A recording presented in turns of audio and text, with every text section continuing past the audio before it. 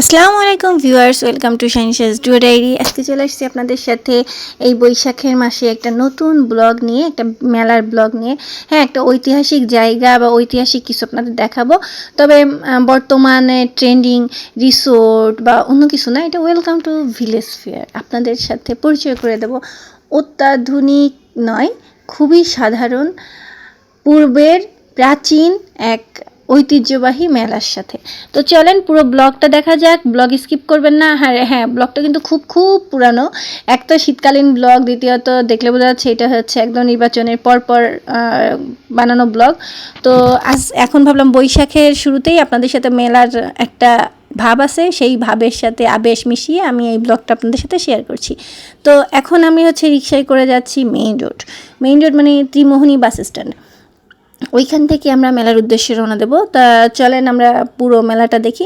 আপনি যদি অধৈর্য হয়ে যান তবে 2.5 মিনিটের পর থেকে দেখতে পারবেন পুরো মেলার লোকেশনটা সহ কিভাবে যেতে হবে, আপনি সম্পূর্ণটা জানতে পারবেন। হ্যাঁ, এই বছর আপনি যেতে পারবেন না, তবে আগামী বছর ইনশাল্লাহ যেতে পারবেন। তো আমরা স্ট্যান্ডে আসলাম, এখানে পোলাপান চাটা খাচ্ছিল। আমি কোথাও ঘুরতে যাব বা আমি কোথাও বিনোদনের জন্য যাব আর সেখানে আমার ভাইগুলো আমার সঙ্গী হবে না, এটা তো হইতেই পারে না। তো জিহাদ আর ইয়াসিন যেহেতু ফ্রি ছিল, যে সময় ফ্রি থাকে, মানে আমার থেকে তারা বেশি ব্যস্ত, যাই হোক, যে সময় ফ্রি থাকে সেই অনুযায়ী তো জিহাদ আর ইয়াসিন ফ্রি ছিল। তো আমরা 4জন মিলে রওনা দিচ্ছি। এখানে আমি, ইয়াসিন আর জিহাদ চা খাচ্ছি, পরান চা খায় না। তো আমরা এখন রওনা দেবো ভাবছিলাম ফার্স্ট আমরা বাসে করেই রওনা দেবো। তো বাসেই উঠলাম, আর এই দেখেন যৌথ বাহিনী নেমে গেছে নির্বাচনের পর।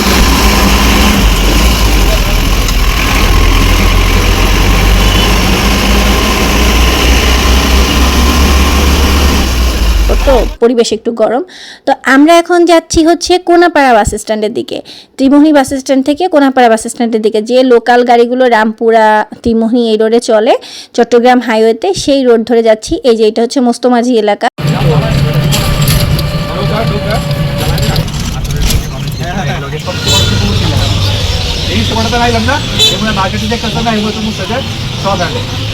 ড্যামরা স্টাফ কোয়ার্টার নেমে রিক্সা করে ভিতরে, গ্রামের ভিতরে এসে মেলা। এই যে আমরা নেমে গেলাম, এখানে অটোতে 20 টাকা করে ভাড়া। আর এই যে ওয়েলকাম টু ট্র্যাডিশনাল বাউলিয়া মেলা। তো আমরা এখানে নেমে এখানে একটা ক্যানভাসের দোকানে দাঁড়ায় গেছি দেখতে যে এখানে কী হচ্ছে। বাউলিয়া মেলা ড্যামরা থেকে ভিতর দিক যে একটা গ্রামের সাথে একটা মাঠে, খোলা মাঠে অনুষ্ঠিত হয় প্রতি মাঘ মাসের, মানে প্রতি বছর মাঘ মাসের শুরুতে একটা ডেট, যে সময় পূর্ণিমা থাকে, সেরকম একটা দিন দেখে 7 দিন বা 10 দিন যাবত মেলাটি হয়। এই বয়েস, তোমরা কিছু কিনবে? হ্যাঁ, এর মধ্যে তো বরং তোমার ব্যাগে বাজান না,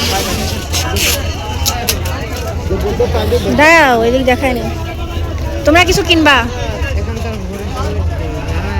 ওই দেখো এখানে কত সুন্দর সুন্দর লাইটার আছে, কিনবা?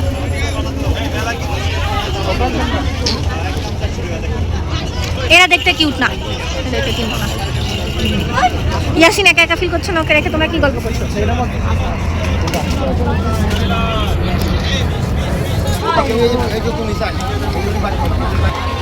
হাই, ওকে।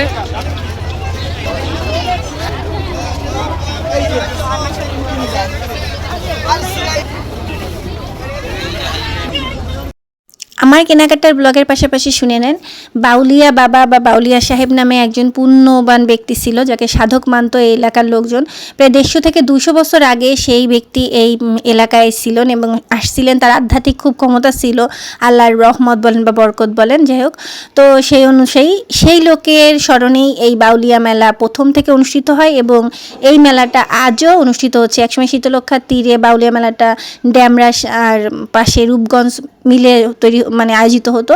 এখন ছোট আকারে হলেও এই বাউলিয়া মেলা তার ঐতিহ্য ধরে রাখছে। মেলার সেই একদম গ্রামীণ ভাব, গ্রাম্য মেলায় যেমন থাকে দোকানপাট, মাটির তৈজসপত্র, মিষ্টি, মিঠাই, মন্ডা, তারপর বিভিন্ন ধরনের জিনিসপত্র, যা আপনাকে একদম গ্রামীণ আবহে নিয়ে যাবে, আপনাকে মনে করে দেবে যে আপনি একজন বাংলাদেশি বাঙালি। আর রাতের বেলা মুর্শিদি গান হয়, আসর বসে বিভিন্ন জীবন দর্শনের, মানে লালন সাধুর মতো বাউলিয়া সাহেবও একজন সাধু ছিলেন। তো চলেন এবার মেলা উপভোগ করি। আমি এখান থেকে একটা পিঠার সাজ কিনলাম, সুন্দর দেখে এই যে তার সাথে আরও গিফট দিচ্ছিল। আমার জিনিসগুলো খুব সুন্দর লাগছে। আমার মূলত এখানে কেনাকাটার থেকে বেশি এই ঐতিহ্যবাহী জায়গাটা ঘুরতে ভালো লাগে। একটা জায়গার একটা পরিবেশের একটা মানে ভাইবস আছে না, ভাইবসটা খুব বেশি ভালো লাগে।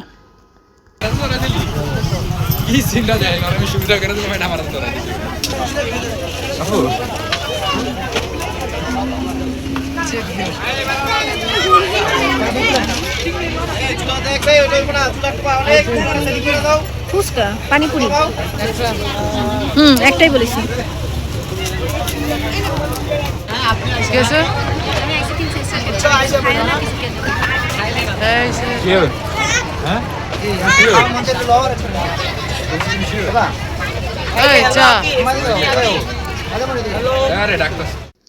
আমরা এখানে পানিপুরি ট্রাই করলাম, কারণ আমরা বেশিরভাগই বাসা থেকে খেয়ে দিয়ে আসছি। আমরা অফিস শেষ করে আমি পড়ান আসছি এখানে, তো কী আর করবো, নির্বাচনের ডিউটি শেষ করে এসে আমি এসে ওদের সাথে ঘুরতে বেরোইছি। এই আছে আমার কোয়ালিটি, আমি ঘোরার জন্য যে কোনো কিছু করতে পারি।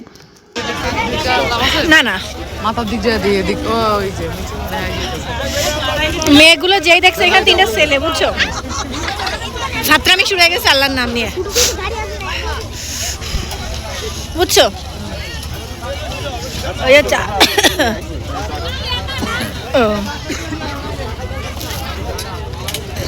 হাই ঠিক আছে।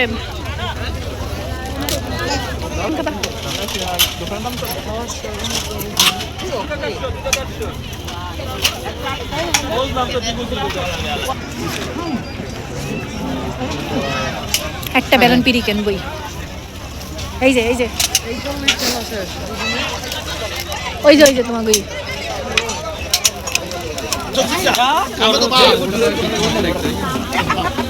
না পৌষ মাস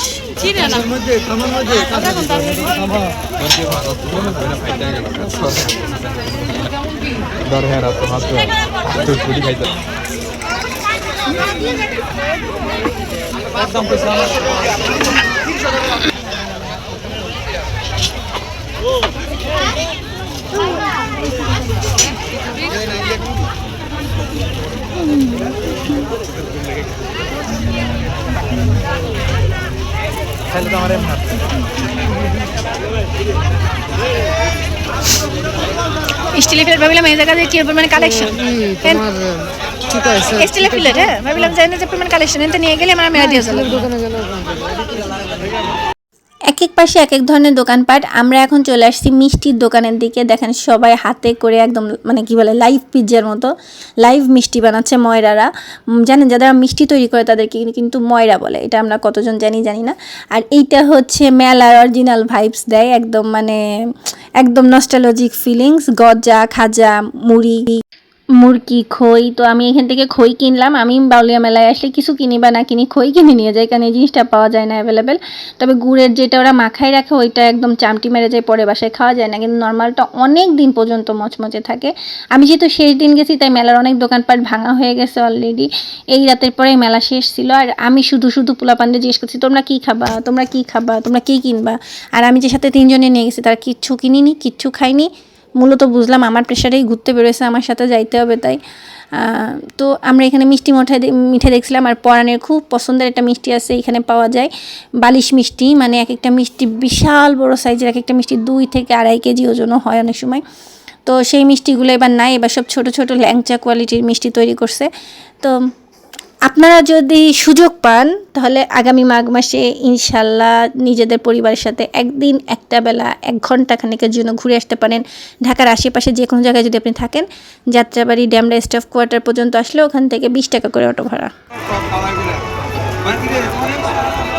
এই যে কি ভাই, হ্যাঁ এতে আজকাল মানুষ ভর্তা বেশি। ওইটা হচ্ছে চাল মাছ ধোয়, ওইটা মাছ ধোয়। আর এইটা হচ্ছে শিলপাটারি। কিনবা এটা কত করে বেচেন?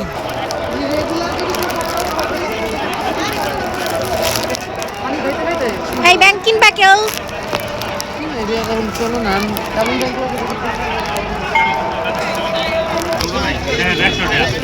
পুরো মেলা ঘুরে 100 দেন, ভালো একটা পিসনি দেন, একটু মাথা ফিনিশিং দেখা।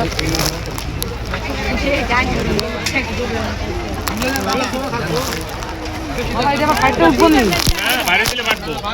না না এই যে কর দি ভাঙবো নি এবার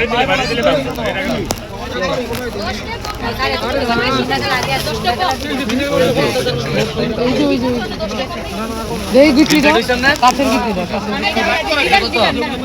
বাজার এটা কত রাখবে একদম করে দেন কত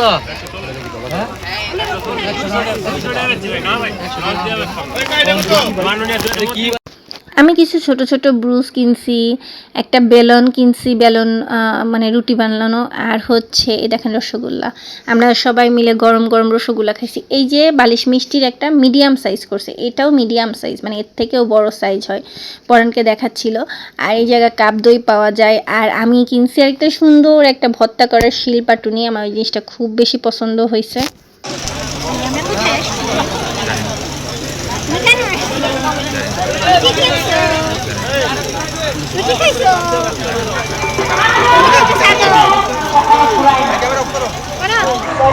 পাখা কিনবা, পাখা কিনবা, দেখো কি সুন্দর ডিজাইন করা। মেলার ঘোরাঘুরি শেষ, আমি এক পাশ থেকে ঢুকে আরেক পাশ থেকে বেরোছি, আরেক পাশে নাগরদোলা টোলা ছিল, সে পাশে আমি ঘুরি। ওই যে মেলা, আমরা চলে যাচ্ছি।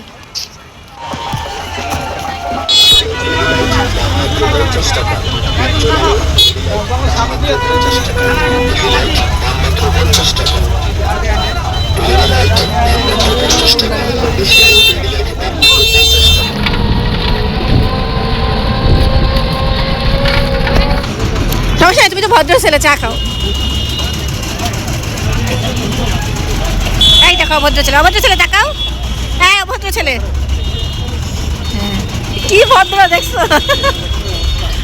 ওইখান থেকে অটোতে করে ড্যামরা স্টাফ কোয়ার্টার এসে ওখান থেকে আবার রিক্সায় করে আমরা কোনাপাড়া চলে আসছি। এখন সবাই বাসায় ফিরবো, আমরা একটু চা খেয়ে নিচ্ছি। তো শীতের এই সুন্দর ব্লগটার সাথে বৈশাখী মেলার একটা আবহ থেকে আপনাদেরকে শুভ নববর্ষ।